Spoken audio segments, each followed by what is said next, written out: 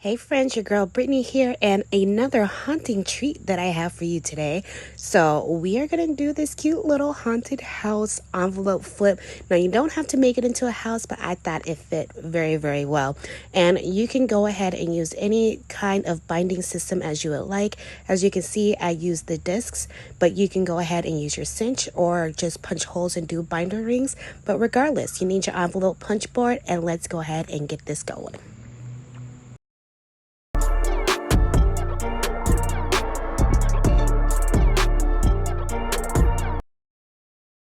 So you need your envelope punch board for this, and we are going to make 3x4 envelopes. And I already have my page cut down to 6x6, which you can see on your punch board that you need to have it at 6x6 for a 3x4. And I'm going to go ahead and punch along the guide of what it tells me. But I'm going to do something a little differently. So as you can see, I'm following along the guide, and then I'm going to score. And I'm going to do that one more time. So you're going to see me do it 3 times, punch, score, punch. But I'm going to flip this over. I'm going to score my line, and then I'm going to turn it and I'm going to punch. The reason why I'm doing this is because I want that one flap to stay up. I don't want it to bend. I don't want it to fold. I don't want it to crease. Now, if you want yours to crease, go right ahead and do it the way that it's normally supposed to be done. But doing the way that I did it gives that top portion the ability to not crease or fold on you.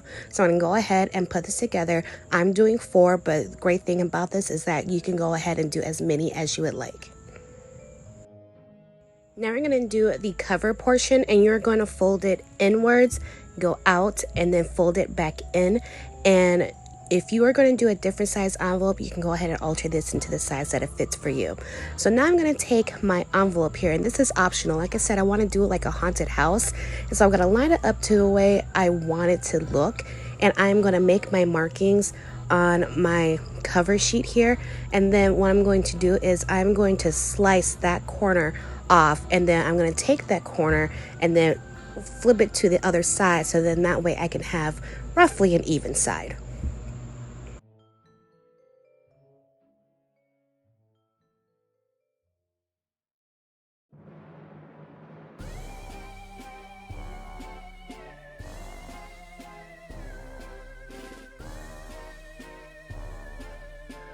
Now you're going to take your spine and you're going to fold it out, and you are going to start punching what you're going to use. Now I am doing the disc mount, so I'm going to go ahead and make my punches into where I want it to be.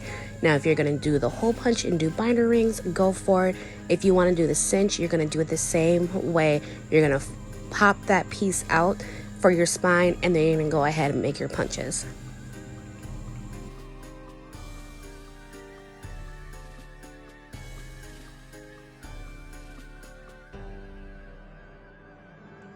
After I made my punches, I'm going to use it as a guide so I know where I'm going to punch my little disc portion on my envelopes.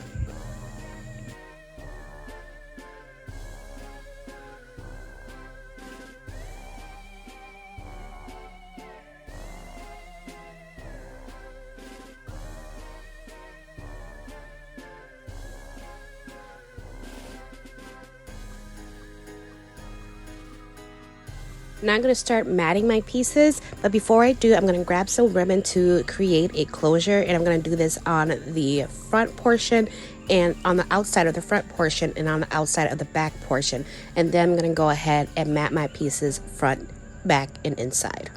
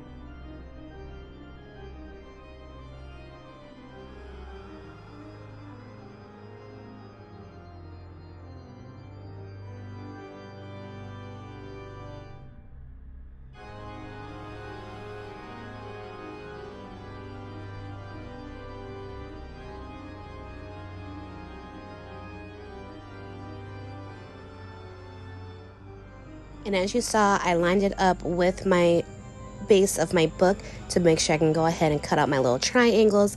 And then once I get all of that stuff done, I'm going to add my discs to my booklet and to my envelopes.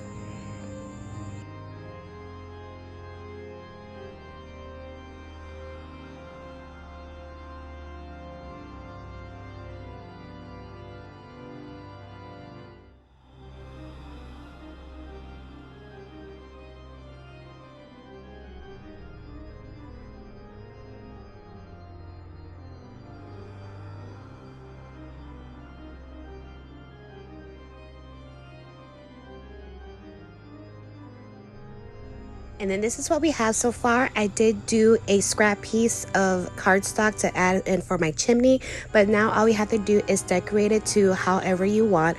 And you have this cute little envelope booklet to put in your embellishments or gifts or whatever you want to send. I added a charm on there, and I just added like some gray yarn for my chimney smoke. I just think this turned out so cute. So I hope you guys enjoyed this one. Make sure you give this video a thumbs up if you did, and I guess I'll just see you in the next one.